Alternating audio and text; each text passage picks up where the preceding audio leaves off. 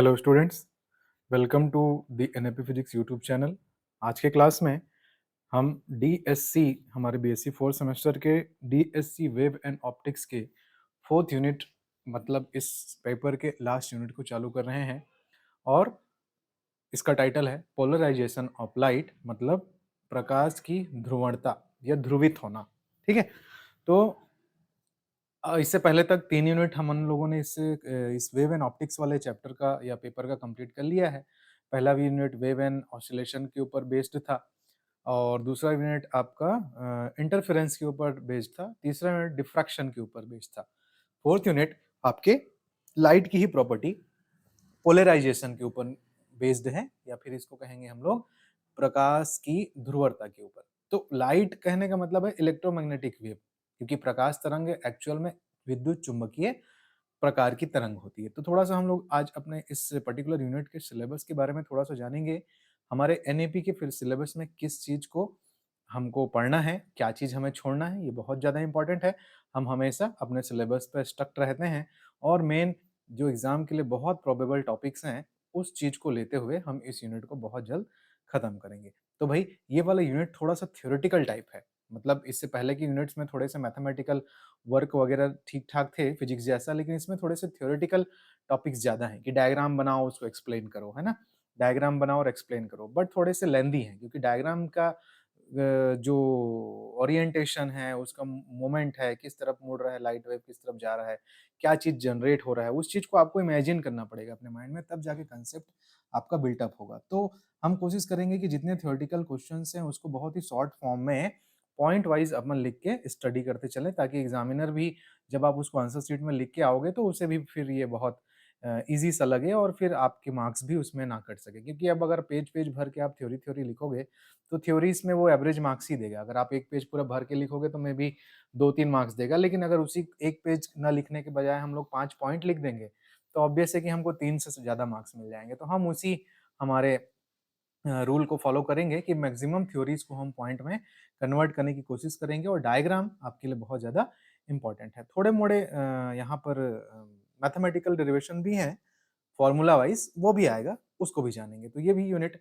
आपको ठीक ठाक ऑप्टिक्स के नॉलेज को देगा और इलेक्ट्रोमैग्नेटिक वेव के जनरेशन, उसके प्रोडक्शन के बारे में भी थोड़ा सा फाउंडेशन आपका बनाएगा। क्योंकि आगे चल के अगर आप टेक्नोलॉजिकली कम्युनिकेशन सिस्टम जब पढ़ेंगे बाद में, मे बी बीएससी में नहीं होता कम्युनिकेशन सिस्टम, एमएससी वगैरह में होता है, और जो बच्चे इलेक्ट्रॉनिक्स एंड टेलीकम्युनिकेशन के फील्ड में बाद में पढ़ाई करते हैं, जितने भी radar system, antenna, mobile tower, इनसे चलने वाले वेव्स के बारे में जो डीप स्टडी होती है, उसमें पोलराइजेशन का बहुत बहुत ज़्यादा यूज़ है और फिर वहाँ पे उसके मैथमेटिकल टर्म्स भी बहुत ज़्यादा यूज़ होते हैं। तो ये वाला यूनिट उसी पे बेस्ड है। तो चलिए देखते हैं हम लोग कि एनईपी ने हमारे इस पर्टिकुलर बीएससी फोर्थ सेमेस्टर के इस फोर्थ यूनिट में क्या दिया हुआ है।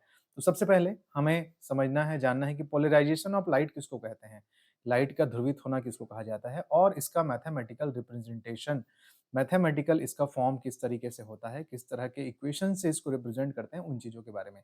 Electromagnetic theory of double refraction. Double refraction यहाँ लिखने का मतलब पोलराइजेशन होने के कुछ प्रकार होते हैं कि किस किस प्रकार से पोलराइजेशन होता है। ठीक, अभी अपन समझेंगे कि पोलराइजेशन होना मतलब क्या है, फिर इसके प्रकार का एक वैरायटी है जो कि इंपॉर्टेंट है, मतलब पेपर में डबल रिफ्लेक्शन क्या है से पूछता है पोलराइजेशन कॉन्सेप्ट में। एक निकोल प्रिज्म के बारे में पढ़ना है। निकोल प्रिज्म एक अलग तरीके का प्रिज्म होता है, जो सामान्य प्रिज्म आप देखते हैं उससे अलग होता है। वैसे ही डबल इमेज प्रिज्म होते हैं। इन सभी प्रकार के प्रिज्मों से हम पोलराइजेशन या लाइट की ध्रुवणता को प्राप्त करते हैं। इसलिए पोलराइड किसे कहेंगे, वो एपरेटस जिससे हमें लाइट को पोलराइजेशन ध्रुवित कर सकते हैं, उसको ध्रुवक ध्रुवक कहते हैं या फिर पोलरॉइड बोलते हैं, या फेज रेट्राडेशन प्लेट्स, जो कि लाइट वेव के चलने वाले इलेक्ट्रोमैग्नेटिक वेव के फेज में चेंज करते हैं, उसको फेज रेट्राडेशन प्लेट्स बोलते हैं। उसके बारे में these all are theory portion, but lengthy भी रहेगा। फिर सर्कुलर एंड एलिप्टिकल पोलराइजेशन क्या होता है, वो फर्स्ट टॉपिक का ही पार्ट है यहाँ का। ठीक, यहीं का ही पार्ट है, वो यहाँ पे कवर हो जाता है। आपके एनईपी के सिलेबस बनाने वाले ने आगे पीछे लिखा है, बस और कुछ नहीं है। फिर polarisation by double refraction and Huygens theory. ठीक, हाइगेन इंग्लिश में बोलते हैं, हाइजेन या हाइगेन theory of double refraction, rotation of plane of polarisation, और बाइक्वार्ड्स पोलरोमीटर एक प्रकार का उपकरण होता है जिसके बारे में पढ़ना है। तो यहाँ तक सिलेबस की चीज़ों को थोड़ा-सा अंडरस्टैंड करने के बाद आपको समझ में आ रहा होगा कि 90% इस पर्टिकुलर सॉरी यूनिट में चीज़ें जो हैं थ्योरेटिकल हैं। 70% थ्योरेटिकल ही मिलेगा, जिसमें डायग्राम बनाना है और उस चीज़ों को थोड़ा से एक्सप्लेन कर रहा है। तो फिर अपन भी उन चीज़ों को लेते हुए इसके बेसिक फंडामेंटल फाउंडेशन को बनाते हुए हम आने वाले 3 से 4 क्लासेस में इस यूनिट को कंप्लीट करेंगे, ताकि जल्दी से आपके लिए एग्ज़ाम ओरिएंटेड वे में मटेरियल तैयार हो जाए, ठीक है? तो चलिए हम लोग स्टार्ट करते हैं आज अपना ये यूनिट। मैं आज कवर करूँगा पोलराइज़ेशन किसे कहा जाता है, लाइट का ध्रुवणता किसे कहते हैं, ध्रुवण होना किसको कहते हैं और इसका मैथमेटिकल रिप्रेजेंटेशन जो कि आपको पोलराइज़ेशन के टाइप्स के बारे में बताएगा कि लीनियर पोलराइज़ेशन होता है, एक सर्कुलर पोलराइज़ेशन होता है और एक इलिप्टिकल पोलराइज़ेशन होता है। तो आज की क्लास में इसको कवर करेंगे और इसके बेसिक इंट्रोडक्शन के बारे में जानेंगे कि अगर छोटे मार्क्स के क्वेश्चन, मीडियम रेंज के क्वेश्चन जिसमें सिर्फ चित्र बना के आपको ये समझाना है कि क्या होता है ध्रुवणता, तो आप कैसे डायग्राम बनाएँगे और कैसे उसको लिख के आएँगे, ठीक है? चलिए फिर आगे बढ़ते हैं हम लोग आज इसमें। हाँ, ओके स्टूडेंट, तो तात्पर्य क्या है पोलराइजेशन कहने का और कैसे आप परीक्षा में लिखेंगे अगर ये परीक्षा में आ जाता है तो कि प्रकाश का ध्रुवण या पोलराइजेशन होना लाइट वेव का क्या होता है, ठीक? तो सबसे पहली चीज आप समझें कि जो पोलराइजेशन का जो प्रॉपर्टी है, लाइट वेव की ध्रुवणता की जो प्रॉपर्टी है, वही हमें ये बताती है कि जो प्रकाश तरंगे हैं वो ट्रांसवर्स वैरायटी की होती हैं, नॉट अ लॉन्गिट्यूडिनल, मतलब अनुप्रस्थ प्रकार की तरंगे होती हैं, अनुदैर्ध्य नहीं होती। मतलब प्रकाश तरंगों के अनुप्रस्थ होने का प्रमाण ध्रुवण की घटना से ही सिद्ध होता है, क्योंकि अनुदैर्ध्य तरंगों में ध्रुवण संभव नहीं है, साउंड वेव का पोलराइजेशन संभव नहीं है। लेकिन इलेक्ट्रोमैग्नेटिक वेव या फिर प्रकाश तरंगों या फिर अनुप्रस्थ तरंगों का पोलराइजेशन होता है। इसलिए ये घटना इस चीज को प्रूफ करती है कि वो जो तरंग चल रही है, ये जो प्रकाश की तरंग आ रही है, वो कौन सी वैरायटी की है, अनुप्रस्थ तरंग है या फिर इंग्लिश में ट्रांसवर्स वेव है। ठीक, क्या कहने का तात्पर्य है, इसको डीप तरीके से समझेंगे। जो अनुदैर्ध्य तरंगे होते हैं, जो लॉन्गिट्यूडिनल वेव होती हैं, जो कि जिसमें श्रृंगे सॉरी वाइब्रेशन होता है, संपीड़न और विरलन बनता है, उसको बोलते हैं लॉन्गिट्यूडिनल वेव। इसका एग्जांपल क्या है जी, साउंड वेव। तो लॉन्गिट्यूडिनल वेव में माध्यम के जो कण हैं, तरंग के चलने की दिशा में ही कंपन करते हैं और इस प्रकार अनुदैर्ध्य तरंग संचरण की दिशा के चारों ओर पूर्णतः सिमेट्रिक होता है।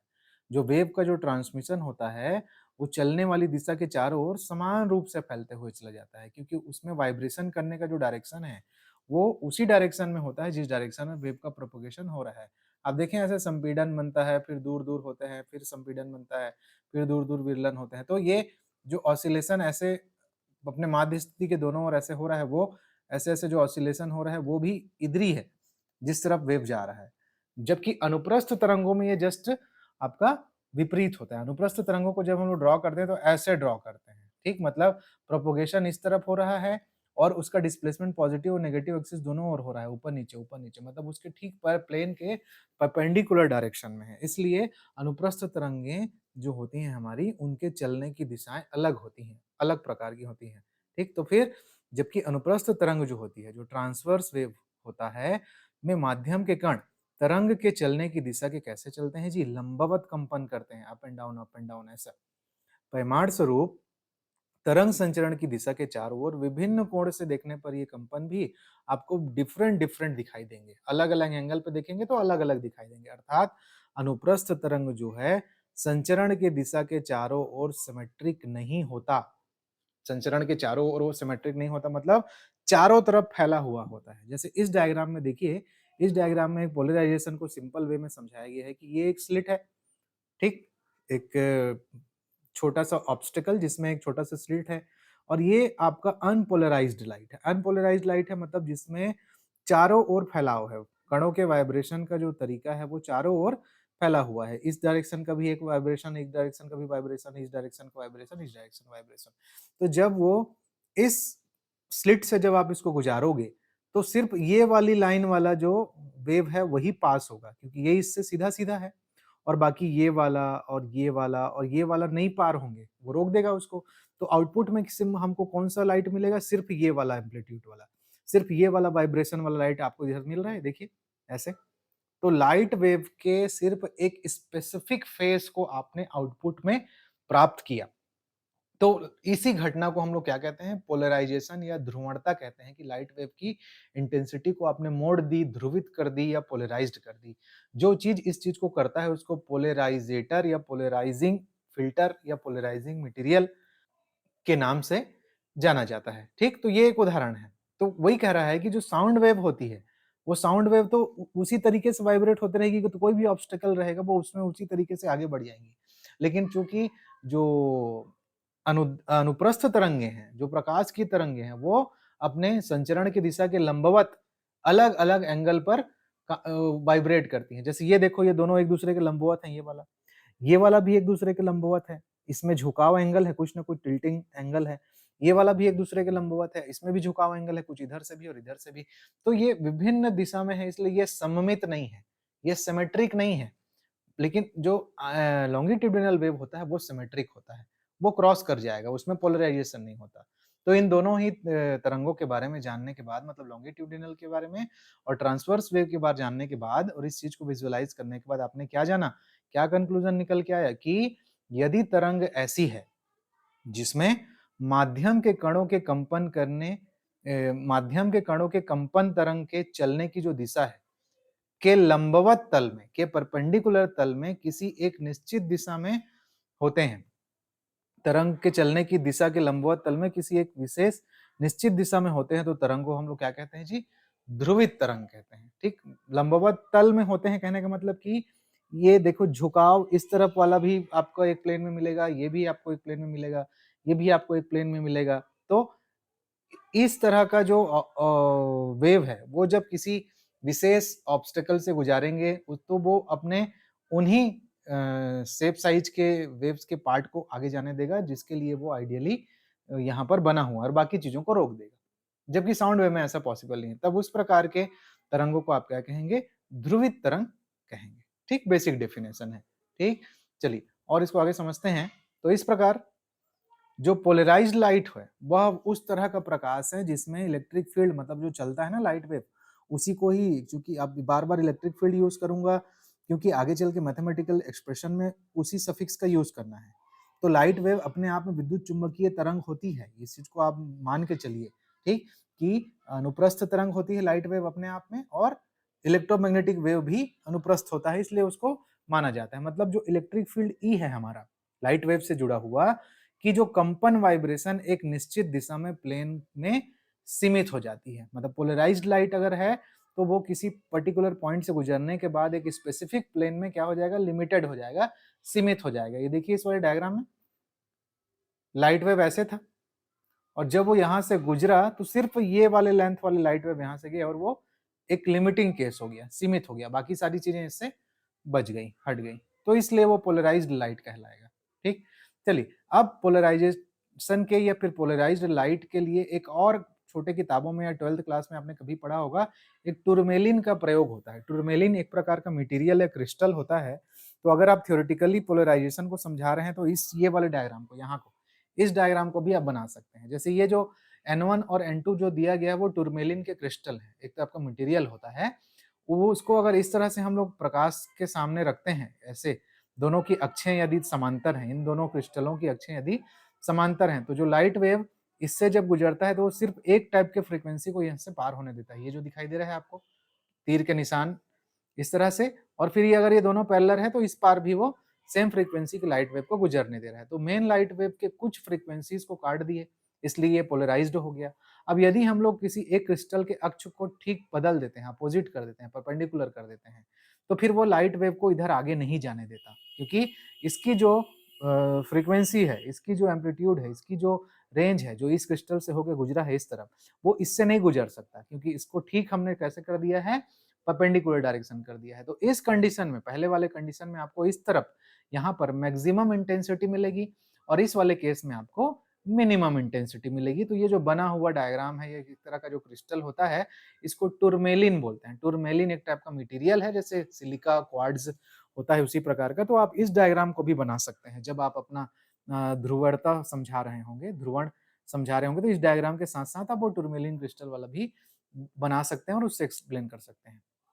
ठीक, हमें अब इसके बाद आप ये जान गए कि भाई प्रकाश की ध्रुवणता क्या है, तो स्पेसिफिक फ्रीक्वेंसीज को, इंटेंसिटी को कट कर देना। अब इसका टाइप होता है बेसिकली, तो प्रकाश के ध्रुवित तरंगों के ये 3 टाइप का पोलराइजेशन होता है। एक को कहते हैं हम लोग लीनियर पोलराइजेशन, हिंदी में कहेंगे रैखिक ध्रुवणता। मतलब इसमें जो इलेक्ट्रिक फील्ड है हमारा, इलेक्ट्रोमैग्नेटिक वेव का जो प्रोपगेशन का जो फील्ड है, वो कैसे मूव करता है जी, माध्यम में आगे की ओर एक सीधी रेखा में ऑसिलेट करता है, सीधी रेखा में घूमते हुए जाता है। ये देखिए, अगर ये प्रोपगेशन का डायरेक्शन है येलो वाला तीर, तो लाइट वेव ऐसे चल रहा है, ऐसे सीधे डायरेक्शन में इसी चीज को फॉलो करते हुए मूव कर रहा है, तो फिर ये कैसा है, रेखीय ध्रुवणता है इसमें।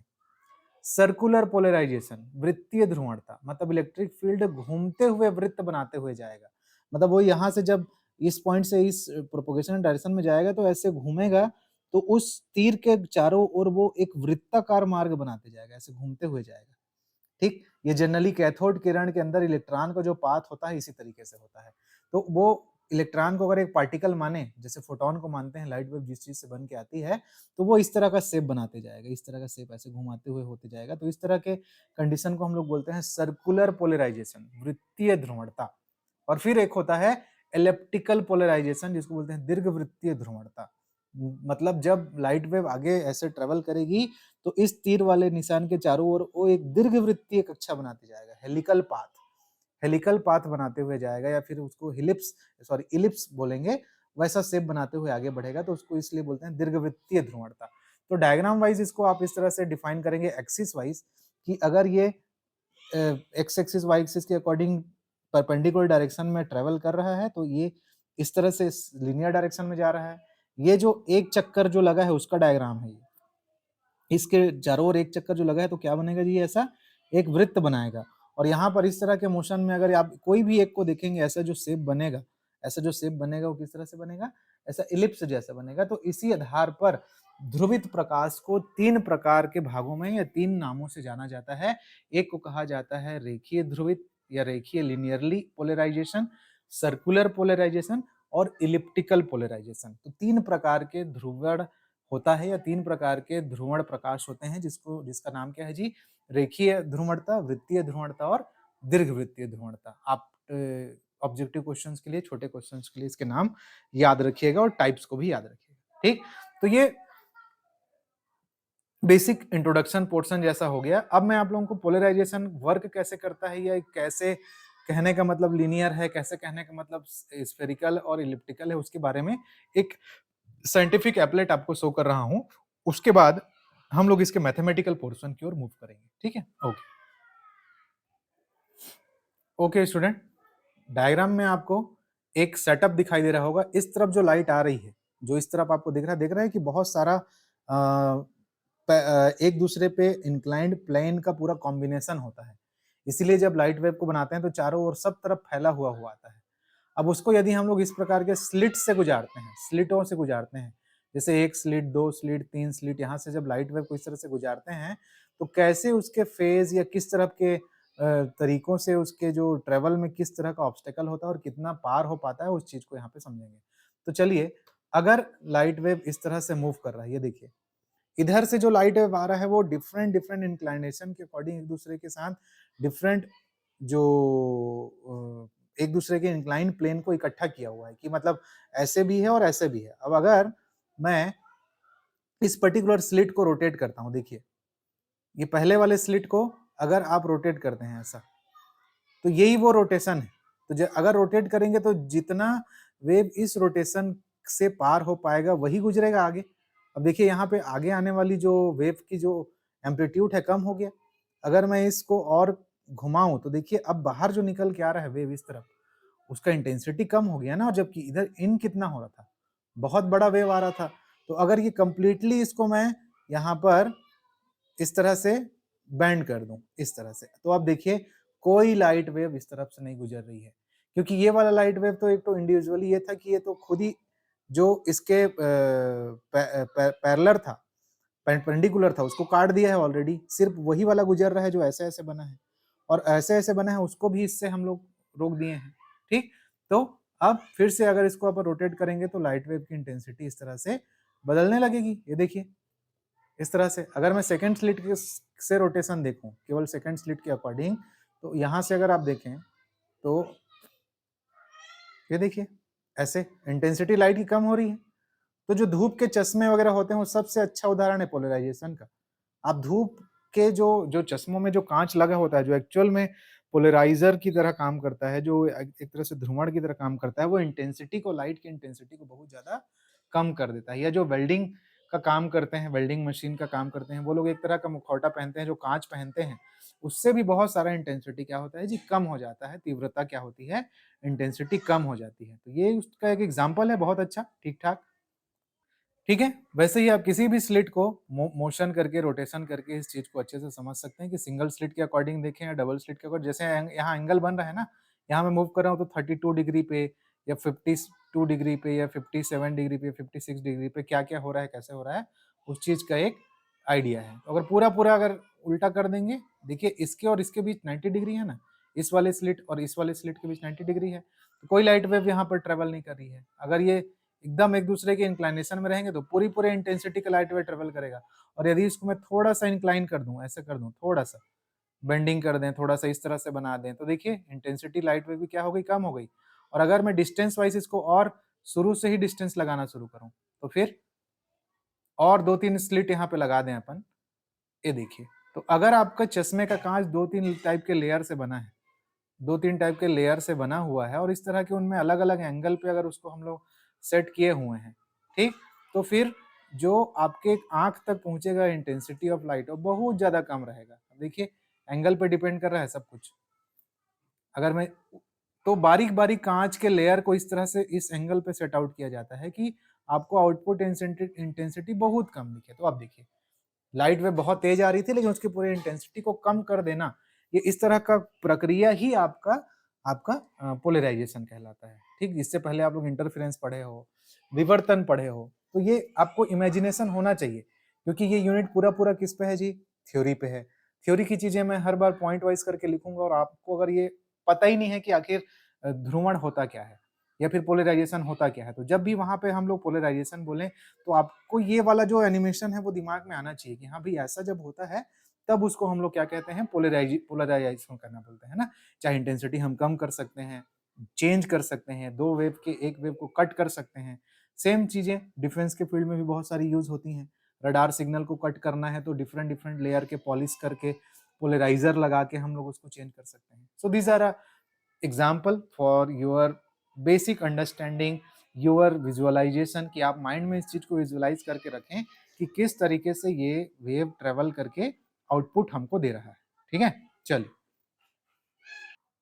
ओके स्टूडेंट, तो विजुअलाइजेशन आपने देख लिया होगा। अब मैं आता हूं, इस हमारे सिलेबस में लिखा है कि what are the mathematical expression for the polarisation of light, और ध्रुवित लाइट के लिए क्या मैथमेटिकल नोटेशन या एक्सप्रेशन होता है, उस चीज के बारे में बताना। और बड़े मार्क्स से क्वेश्चन अगर आता है कि इलिप्टिकल, सर्कुलर और लीनियर पोलराइजेशन लाइट को इक्वेशन वाइज, कंडीशन वाइज समझाइए, तो ये कम्युनिकेशन सिस्टम के अकॉर्डिंग या इलेक्ट्रोमैग्नेटिक वेव के कंसेप्ट के अकॉर्डिंग हमको इसको, इस चीज को समझना है। ठीक, तो mathematical representation of polarisation of light को किस तरीके से आप समझ सकते हैं कि प्रकाश तरंग एक प्लेन वेव रिप्रेजेंटेशन के अनुसार निम्न प्रकार से दिया जाता है कि ई ऑफ जेड टी, एक जेड अक्ष में जाने वाला एक, मान लीजिए जेड अक्ष की दिशा में ट्रेवल करने वाला एक लाइट वेव है या इलेक्ट्रोमैग्नेटिक वेव है, जिसका समीकरण कुछ इस तरीके से होता है, ई नॉट जहां एम्पलीट्यूड है कॉस के Z minus omega T x cap. ठीक, या फिर इसको आई कैप भी यूज करते हैं, ठीक है, प्रोपोगेशन के अकॉर्डिंग। जहां ए नॉट आपका आयाम है, इलेक्ट्रोमैग्नेटिक वेव का आयाम या एम्पलीट्यूड है, के को वेव नंबर बोलते हैं स्टूडेंट, तरंग संख्या, ओमेगा कोणीय आवृत्ति है, और एक्स कैप को पोलराइजेशन डायरेक्शन या दिशा बोलते हैं। जैसे एक्स कैप मतलब एक्स डायरेक्शन में उसके पोलराइजेशन का डायरेक्शन है ना, ये ट्रेवल कर रहा है जेड डायरेक्शन में, लेकिन पोलराइज्ड होकर लाइट किस दिशा में जाएगा उसको ये वाला वेक्टर आपका बता रहा है। तो सिमिलर नोटेशन है, किसी किसी जगह पे आपको आई जे के फॉर्म में भी मिलता है। अब मान लीजिए यदि लाइट वेव के दो भाग हैं, दो कंपोनेंट है, जैसे अभी मैंने आपको एक डायग्राम जो शो कर रहा था आपको मैं, वो इस तरह से था कुछ कि भाई अगर मैं बनाऊं तो एक ऐसे बना सकते हैं आप, एक वेव इस तरह से चल रहा है, और ठीक इसके परपेंडिकुलर अगर आप ड्रॉ करें, ठीक ठीक परपेंडिकुलर ड्रॉ करें तो ऐसे बनेगा एक तो, जो इस तरह से काटते हुए जाएगा ऐसे। तो एक दूसरे के परपेंडिकुलर दो वेव ट्रेवल कर रहे हैं, ठीक। जैसे उस डायग्राम में दिखा। तो अगर एक का डायरेक्शन यहाँ पर कोई ऑब्स्टेकल लगा देते हो, जिसका डायरेक्शन सिर्फ ऐसा है, इस तरह का स्लिट है, तो वो सिर्फ इस वाले को गुजरने देगा और ये वाले को रोक लेगा, ठीक? अगर मैं यहाँ पर ऑब्स्टेकल ऐसा वाला लगा देता हूँ, ऐसा वाला स्लिट लगा देता हूँ, तो वो सिर्फ ये वाले को गुजरने देगा, ये वाले को रोक लेगा। तो बस वही कांसेप्ट है, तो जो इससे पहले वाले आपने वो एनिमेशन में शो किए थे तो आप देखे थे, तो वही कहने का तात्पर्य है। तो यदि मेरे पास 2 ठो लाइट वेव का वो है, 2 कंपोनेंट है, तो एक कंपोनेंट जैसे E ऑफ x है, तो E0 ऑफ x मतलब एम्पलीट्यूड का x पार्ट पोर्शन, तो E0 x लिख देते हैं उसको ना, या फिर E ऑफ OX बोलते हैं कभी भी, cos kz minus omega t एक कंपोनेंट है मेरा। और दूसरा component E of I, EO of y cos kz minus omega t plus del, ये इंपॉर्टेंट है। मतलब इसमें और इसमें जो अंतर है वो फेज डिफरेंस का है या डेल्टा का है, जिसको हम लोग क्या बोलते हैं, कलांतर बोलते हैं या फिर फेज डिफरेंस बोलते हैं। तो दो कंपोनेंट एक दूसरे के साथ चल रहे थे, जैसे भाई सिंपल एग्जांपल है, एक वेव ऐसा चल रही है मैंने बोला, और एक वेव इसके ठीक परपेंडिकुलर डायरेक्शन में चल रही है ऐसा, तो दोनों के बीच एंगल कितने का है जी, 90 डिग्री का है। तो डेल्टा कितने का हो गया, 90 डिग्री का हो गया। दोनों के बीच अंतर, वेव के बीच का डिफरेंस कितने का है, डेल्टा का है। तो एक कंपोनेंट ये ले लिया, एक कंपोनेंट ये ले लिया, और लाइट वेव डिफरेंट डिफरेंट बहुत सारे वेव के कॉम्बिनेशन से निकल के चलती है। तो वो जब आगे चल के मीडियम में पोलराइज्ड होगी, तो कब वो लिनियर बनेगी, कब वो इलेप्टिकल बनेगी, और कब वो सर्कुलर बनेगी, मतलब कब रेखीय पोलराइज्ड होगा, मतलब ध्रुवित होगा, कब वृत्तीय ध्रुवित होगा, कब दीर्घवृत्तीय रूप से ध्रुवित होगा, उसका कंडीशन हम इन दो कंपोनेंट के एनालिसिस से करके निकालेंगे, और इसका डिटेल आइडियल इक्वेशन भी कैलकुलेट करके निकालेंगे। ठीक है, तो ये एक नोटेशन है या इस तरह का इक्वेशन है जिससे हम लोग पोलराइज्ड लाइट को या इलेक्ट्रोमैग्नेटिक वेव को रिप्रेजेंट करते हैं।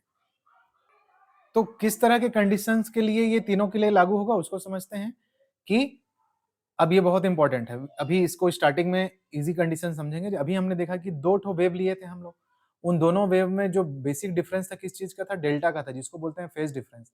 मतलब यदि दो तरंगों के बीच फेज डिफरेंस जीरो है या पाई है, ध्यान से समझिएगा, यदि दो तरंगों के बीच फेज डिफरेंस जीरो है या पाई है, तब दोनों तरंगें वेव समान कला में होंगी, और जो आउटपुट मिलेगा बनेगा उसको क्या कहेंगे हम लोग, लीनियरली पोलराइज्ड या रेखीय ध्रुवित प्रकाश कहेंगे।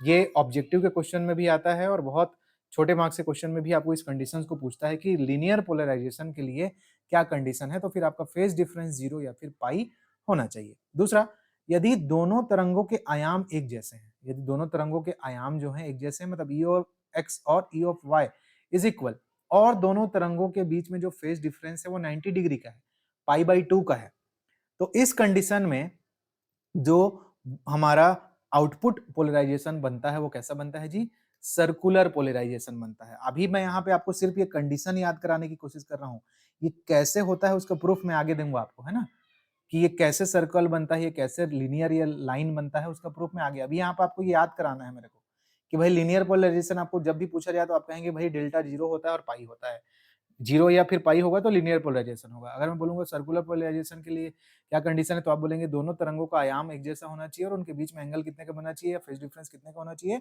पाई बाई 2 या 90 डिग्री का होना चाहिए। सिमिलरली अगर हमारा आयाम बराबर नहीं है, दोनों तरंगों का आयाम भी बराबर नहीं है, अनइक्वल है, असमान है, तथा उनके बीच का जो फेज डिफरेंस है वो भी आर्बिटरी है, अनिश्चित है, कुछ भी फेज डिफरेंस है, 30 डिग्री, 45 डिग्री, 90 डिग्री, अलग अलग कुछ भी आर्बिटरी उसके बीच में फेज डिफरेंस है, निश्चित नहीं है, तब के कंडीशन में जो आउटपुट पोलराइजेशन होगा या जो ध्रुवण होगा उसको क्या कैसे प्राप्त होगा, वो इलिप्टिकल पोलराइजेशन प्राप्त होगा। तो सामान्य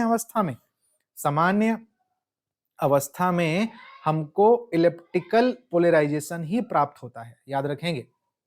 तीन कंडीशन यहाँ पे हमने निकाल के आई है, एक है लीनियर पोलराइजेशन की, एक है सर्कुलर पोलराइजेशन की, और एक है इलिप्टिकल पोलराइजेशन की। ये सामान्य अवस्था है, ये सामान्य नॉर्मल तरीके से लाइट वेव में बहुत सारे वेव्स एक दूसरे के आयाम, एक दूसरे की चीजें एक दूसरे के साथ गुथे हुए होते हैं, तो उनका आयाम एक तो बराबर नहीं होता, एम्पलीट्यूड इक्वल नहीं होता, और उनका फेज डिफरेंस भी आर्बिटरी होता है, एक टाइप के वेवलेंथ के लिए अलग, एक टाइप के वेवलेंथ के लिए अलग, एक टाइप के वेवलेंथ के लिए अलग अलग। तो नॉर्मल कंडीशन में जो हमको आउटपुट में किसी भी पोलराइडर से जब हम लोग लाइट वेव को गुजारते हैं, किसी भी ध्रुवण करने वाले पदार्थ से जब उसको गुजारते हैं, तो जो ध्रुवणता हमको मिलती है या प्रकाश की जो पोलराइजेशन का चीज मिलता है वो कैसा होता है, इलिप्टिकल पोलराइजेशन होता है। ठीक है, अब इसको डिटेल मैथमेटिकल पोर्शन के तरीके से इसको अंडरस्टैंड करेंगे, क्योंकि मैथमेटिकल इक्वेशन को एग्जाम में पूछता है कि तीनों चीज को मैथमेटिकली आप समझाइए, या फिर mathematical notation for the polarisation of light के कंसेप्ट क्या है बोलेंगे तो उस तरीके से आपको लिखना पड़ेगा। ठीक, या फिर सामान्य समीकरण, प्रकाश की ध्रुवणता का सामान्य समीकरण लिखिए या उत्पन्न कीजिए करके क्वेश्चन आएगा, तो भी आपको ये जो आगे आने वाला है उस तरीके से सॉल्व करना है। तो सामान्य समीकरण, ये general equation for the polarised light, ध्रुवित प्रकाश का गणितीय समीकरण, mathematical equation for the polarised light क्या होता है उसको डेराइव करेंगे और उस पे कंडीशंस मैच करेंगे कैसे होता है। तो इसको सॉल्व करने के लिए हम दो कंपोनेंट ऑफ लाइट लेते हैं कि माना लाइट जेड दिशा में गति कर रही है, इसके दो भाग निम्न रूप से हैं, दो भाग लेंगे, एक लेंगे ई ऑफ एक्स, देखिए मतलब कहने का मतलब है जी दो कंपोनेंट इस तरह से रहेंगे कि इस तरह से, ये मेरा x हो गया, ये मेरा y हो गया, तो ये z हो गया, ये z कंपोनेंट हो गया। तो x के अकॉर्डिंग कैसे, ये x एक्सिस है तो इसके अकॉर्डिंग कैसे वेव बनेगा, ऐसे करके बनेगा, इस तरीके से ऐसे बनेगा। और ये y है, ये y एक्सिस है तो y एक्सिस के अकॉर्डिंग कैसे वेव बनेगा, y एक्सिस के अकॉर्डिंग वेव दोनों तरफ से कैसे बनेगा, आपका वो वाला वेव ऐसे बना रहेगा, ऐसे करके, मतलब 90 डिग्री पे ना, डायग्राम वाइज, ये 3D डायग्राम वाइज उसको मैं एक डायग्राम आपको शो करता हूं पहले इसके लिए ना। ओके स्टूडेंट, अब आप इस डायग्राम को देखिए, जैसे ये पिंक कलर का एक प्लेन के अकॉर्डिंग चलने वाला लाइट वेव है, देखिए इस तरह से रोटेट हो रहा है, देखिए ऐसे ट्रेवल कर रहा है जो पिंक कलर का है वो, और एक जो ब्लू कलर का पोर्शन था कंपोनेंट मेरा, वो इस तरह से ट्रेवल कर रहा है, देखिए इस तरह से ट्रेवल कर रहा है। तो फिर इसके वर्किंग पोर्शन को कैसे आप वो करेंगे, किस तरह से, ठीक। और जब ये एक किसी प्रकार के पोलराइजर से होके गुजर रहा है, पोलराइजर से होके गुजर रहा है, तो वो जो इसके परपेंडिकुलर था ब्लू वाले के, क्योंकि पाथ केवल पिंक वाले के लिए खुला हुआ है, इसलिए पिंक वाला लाइट वेव आगे बढ़ गया, इस तरह से आगे ट्रेवल करने लगा, ठीक। और ये किस तरह का पोलराइज लाइट है, लीनियर पोलराइज लाइट है ये वाला, ठीक। और ये वाला इलेक्ट्रिक फील्ड कहें या फिर अनपोलराइज लाइट बोलिए इसको, और ब्लू वाला रुक गया। तो इसी तरीके से दो कंपोनेंट, एक x के अकॉर्डिंग लिए, एक y के अकॉर्डिंग लिए, और ट्रेवल जो कर रहा है वो कौन से डायरेक्शन में रहेगा, तीसरा डायरेक्शन में चल रहा है, मतलब z डायरेक्शन में है, यही कहने का मतलब है हमारा, ठीक है। तो चलिए यहां पर इसको आगे बढ़ाते हैं, हमारे डेरिवेशन पे आते हैं। तो ये वो कंपोनेंट है कि एक component e of x cos omega t, केवल एंगुलर वेलोसिटी के अकॉर्डिंग ये कंपोनेंट लिए हैं, वेव नंबर वाला टर्म नहीं लिए हैं, इजी पड़ेगा। तो e ऑफ x डायरेक्शन में चलने वाले वेव का एक इक्वेशन नंबर 1 हो गया। e ऑफ y डायरेक्शन में चलने वाले वेव का जो इंटेंसिटी है, इलेक्ट्रोमैग्नेटिक वेव का जो इक्वेशन हो गया e of y cos omega t plus delta, क्योंकि इन दोनों के बीच में जो फर्क है वो किस चीज का है, डेल्टा का है। एक x दिशा में जाता है और एक क्या जाता है, y दिशा में जाता है, ठीक। जहां पर हमारा E0 of x, E0 of y दोनों का आयाम है, और डेल्टा क्या है, दोनों के बीच में फेज डिफरेंस है। तो दो इक्वेशन आपने ले लिया। अब शुरुआत कैसे करनी है मैथमेटिकल डेरिवेशन क्लियर करने के लिए, हम जानते हैं कि ये cos omega t plus delta का फॉर्मूला होता है, मतलब cos a plus cos b, तो cos a cos b minus sin a sin b, इसको एक्सपेंड कर दिया मैंने। तो भी मेरे को cos omega t plus delta का मान ये मिल गया, उसको यहाँ पे रख दूंगा समीकरण नंबर 2 में। तो समीकरण नंबर 2 कैसे हो जाएगा, e of y is equal to E0 of y था, इतने के जगह हम ये पुट कर दिए, ये पुट कर दिए, तो ये समीकरण नंबर 3 नाम दे दिया आपने। अब देखिए समीकरण 1 से मैं cos ओमेगा t की वैल्यू निकाल सकता हूं, तो मैं cos ओमेगा t की वैल्यू लिख सकता हूं ex बटे e o x, यहां से e not of E0 x भी बोलते हैं उसको, ऐसा। और समीकरण नंबर 3 से हम लिख सकते हैं ई वाई बटे E0 ऑफ y, ऐसा, ये वाला। और यहाँ पे क्या बचेगा, cos omega t cos delta minus sin omega t sin delta. लेकिन अभी अभी मैंने cos ओमेगा t की वैल्यू कैलकुलेट की है, ये वाली ex बटे E0 ऑफ x, तो उसको यहाँ पे पुट कर दिया, cos ओमेगा t की जगह ex बटे E0 of x, cos delta यहाँ पर था, minus sin omega t sin delta जो कि था। हमको इस पर्टिकुलर एक्सप्रेशन से sin ओमेगा t की वैल्यू निकालना है, जैसे इस पर्टिकुलर एक्सप्रेशन से हम लोगों ने cos ओमेगा t की वैल्यू निकाले हैं। तो sin ओमेगा t की वैल्यू क्या होगी जी, ये वाला sin ओमेगा t वाले एक्सप्रेशन को अगर इस तरह पंक्षांतर करूंगा तो ये वाला टर्म इधर आ जाएगा। तो देखिए ये वैसे ही बना हुआ है, यहाँ पर ये वाला टर्म इधर आया तो माइनस हो गया, और ये sine omega T sine delta इस तरफ गया था, तो उसका जो साइन डेल्टा है वो डिवाइड में आ गया यहाँ पर। तो ये आपने साइन ओमेगा टी की वैल्यू लिख ली और ये आपने कॉस ओमेगा टी की वैल्यू लिख ली। अब चूंकि आइडेंटिटी से, ट्रिग्नोमेट्रिक आइडेंटिटी से हम लोग ये जानते हैं कि sine square theta plus cos square theta is equal to 1 होता है। और इन दोनों ही तरीकों से अभी हम लोगों ने प्रीवियसली साइन ओमेगा टी का मान निकाला है और कॉस ओमेगा टी का मान निकाला है। दोनों को आइडेंटिटी इक्वेशन में पुट कर देते हैं कि sine square omega T plus cos square omega T is equal to 1। तो ये मैंने मान रख दिया साइन ओमेगा टी का, जो निकाल के लाया था उसका। ये मैंने मान रख दिया कॉस ओमेगा टी का। ठीक है, तो ये वैल्यू हमने पुट किया है सिर्फ उसमें। अब सिर्फ इसको एक्सपेंड करना है। एक्सपेंड करेंगे तो कैसे मिलेगा स्टूडेंट, देखिए जरा, ये a माइनस बी का होल स्क्वायर है, तो a का स्क्वायर प्लस b का स्क्वायर माइनस 2ab, ये यहाँ तक आ गया। नीचे साइन स्क्वायर डेल्टा आएगा, उसको क्रॉस मल्टीप्लाई करोगे या एलसीएम लोगे तो एक टर्म यहाँ पे आ जाएगा और बराबर के इस तरफ भी साइन स्क्वायर डेल्टा चले जाएगा। अब अगर ध्यान से देखेंगे तो ये साइन स्क्वायर डेल्टा वाला टर्म और ये कॉस स्क्वायर डेल्टा वाला टर्म एक साथ जब इसको आप लिखोगे तो ई एक्स स्क्वायर बटे E of O X square common निकल जाएगा और cos square delta plus sine square delta का मान आपका 1 हो जाएगा।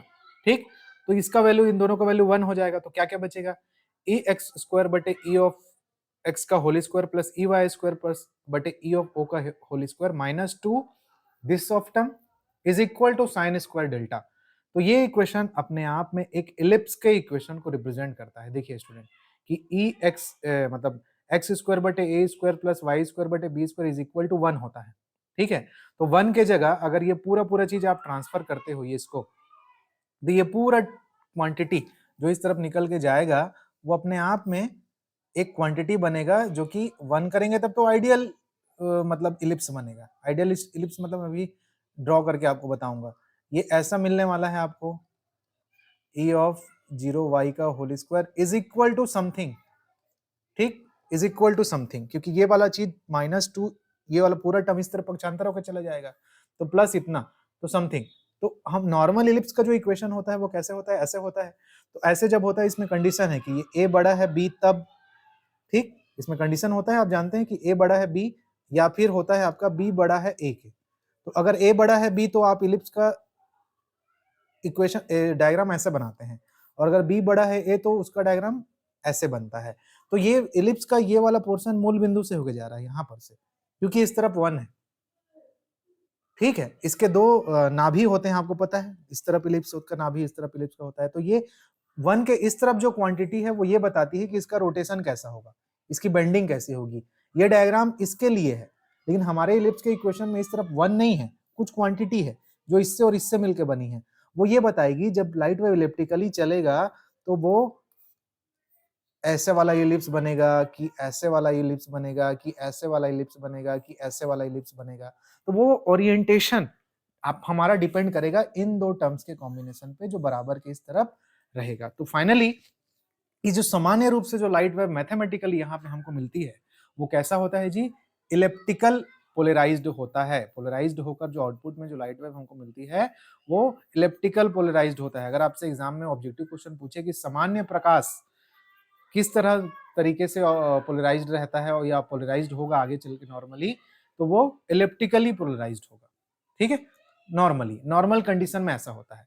अब इसमें विशेष कंडीशन जब लगाओगे, विशेष स्थितियां लगाओगे कि यदि डेल बराबर 0 हो या फिर पाई हो, तो डेल के जगह 0 रखूंगा तो cos 0 1 होता है, साइन 0 0 होता है। तो फाइनली आपको क्या मिलेगा, a का स्क्वायर प्लस b का स्क्वायर माइनस 2ab, मतलब a माइनस b का होल स्क्वायर। यहाँ a और b कौन है जी, ई एक्स बटे ई ओ एक्स, मतलब, और इज इक्वल टू साइन 0 0 होता है तो 0, मतलब आपको a minus B is equal to 0 में लिख सकता हूँ। 2 बार आएगा a माइनस बी, मतलब एक बार का क्या मिलेगा, a माइनस बी मिलेगा आपको।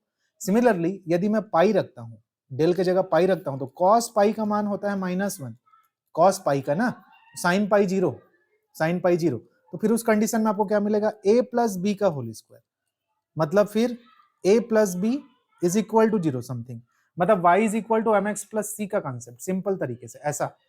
ये देखिए ई एक्स बटे E of Y plus E of Y is equal to 0, या फिर एक बार माइनस में 0 रखने से माइनस में मिलेगा, इसमें लेगा। तो ये एक प्रकार का सरल रेखा का समीकरण है। ये अपने आप में कैसा समीकरण है, सरल रेखा के समीकरण को वितरित करता है y is equal to M X plus C का, या y minus M X is equal to C, तो सी नहीं है यहाँ पर, जीरो है, तभी तो वे लाइट वेव यहाँ मूल बिंदु से होकर जाएगा, ऐसे जाएगा। अगर सी होता है तो कैसे जाता है लाइट वेव, इस तरीके से जाता है, यहाँ पर खंड काटते हुए, है ना।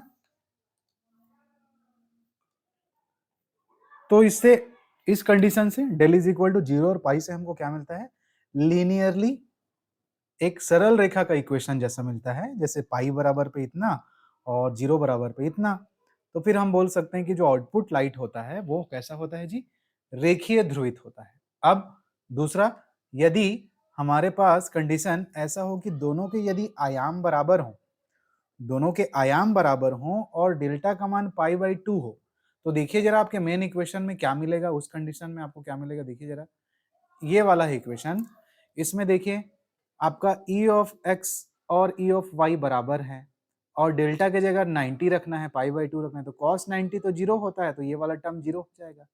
और इस तरफ क्या मिलेगा, sin 90 का मान 1 होता है, तो इधर एलसीएम क्या आएगा, यदि ई ओ ऑफ एक्स स्क्वायर और ई ओ ऑफ वाई स्क्वायर दोनों बराबर हैं, तो उसको अगर सिंपल हम लोग ई नॉट स्क्वायर बोल देते हैं, तो दोनों को एलसीएम ऐसे ही आएगा, जो कि त्रिय गुणा होकर इस तरफ जाएगा, तो आपको कुछ इस तरीके से मिलेगा, ऐसा कि E X square plus E Y square is equal to E naught square, जो कि वृत्त के समीकरण जैसा है कि X square plus Y square is equal to R square.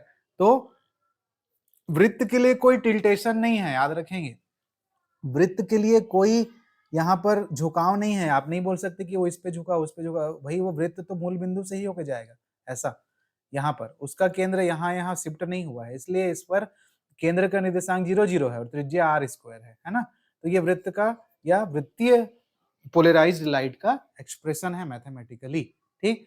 तो आज के क्लास में हम लोगों ने बेसिकली इस जो जनरल इक्वेशन है इसको आप अच्छे से तैयार करिएगा कि इसका मैथमेटिकली एक्सप्रेशन क्या होता है पोलराइजेशन का। तो सिंपल है, आपको दो कंपोनेंट लेना है वेव का, ऐसे सिर्फ ये cos a प्लस बी का फॉर्मूला लगाकर एक बार cos ओमेगा टी निकाल लेना, यहाँ से एक बार sin ओमेगा टी निकाल लेना इस वाले एक्सप्रेशन से, और उसको आइडेंटिटी इक्वेशन 1 में पुट करके आप जब सेटअप करोगे तो जो इक्वेशन निकल के आता है वो इलिप्स के समीकरण जैसा है, इलिप्स के इक्वेशन जैसा है, ठीक। इसलिए वो सामान्य इलिप्टिकल पोलराइज्ड लाइट को बताता है। अब अगर उसको स्पेशल कंडीशन में हमको रेखीय या फिर वृत्तीय पोलराइज्ड लाइट के रूप में अगर परिभाषित करना है, प्राप्त करना है, तो फिर उसके लिए हमको कंडीशन लगाना पड़ेगा कि डेल बराबर 0 या पाई, या फिर डेल बराबर पाई बाई 2 आयाम के बराबर होने के साथ साथ यहाँ पर दोनों के आयाम भी आपस में बराबर होने चाहिए, ठीक। तो ये रहा स्टूडेंट आज का ये क्लास, जिसमें हम लोगों ने बेसिकली पोलराइजेशन होता क्या है उस चीज को अंडरस्टैंड किया, उसके बेसिक फंक्शन को विजुअलाइज किया, परिभाषा उसका जाना, कितने प्रकार के पोलराइजेशन होता है उसको हमने जाना, तो 3 प्रकार के होते हैं। और ये थ्योरेटिकल क्वेश्चन में आप ये डायग्राम वायग्राम बनाइएगा और थ्योरी अपने हिसाब से उसको एक्सप्लेन करिएगा, जितना कम थ्योरी लिखेंगे उतना अच्छा है, है ना।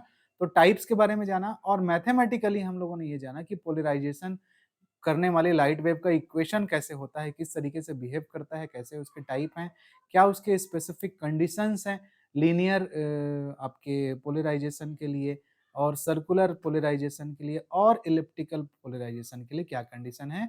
और हम लोगों ने जनरल मेन इक्वेशन भी प्राप्त किया पोलराइजेशन के मैथमेटिकल एक्सप्रेशन के लिए, जो कि इस बड़े इक्वेशन के अकॉर्डिंग रिप्रेजेंट होता है, जो कि लिनियरली में ऐसा होगा और स्फेरिकल में वृत्तीय में सर्कुलर में ऐसा होगा, ठीक। तो ये सिलेबस का ये वाला पोर्शन कि what is the polarisation of light and its mathematical representation तक का चीज हम लोगों ने यहाँ पे कंप्लीट किया, और साथ ही साथ थोड़ा सा ये सर्कुलर एंड एलिप्टिकल पोलराइजेशन क्या होता है उसके बारे में भी जाना है। तो सिलेबस में चीजें आगे पीछे लिखी हुई हैं, तो आप कंफ्यूज मत होइएगा, ठीक है। अब नेक्स्ट क्लास में हम लोग पोलराइजेशन करने के कितने प्रकार हैं, किस किस तरीके से हम लोग पोलराइजेशन कर सकते हैं, उन चीजों को लेते हुए ये जो अंदर की चीजें दी हुई हैं निकोल प्रिज्म के बारे में, रिफ्रैक्शन के थ्रू कैसे होता है पोलराइजेशन, रिफ्रैक्शन के थ्रू कैसे होता है, बूस्टर का नियम क्या है, मेलस का नियम क्या है, उन सारी चीजों को फिर यहाँ पे लेते हुए आगे बढ़ेंगे, ठीक है। तो आज की क्लास में यहीं तक छोड़ता हूँ, मिलते हैं बहुत जल्द हम लोग हमारे नए क्लास में। ओके, तब तक के लिए आप इसको प्रिपेयर करके रखिएगा। Okay, thank you.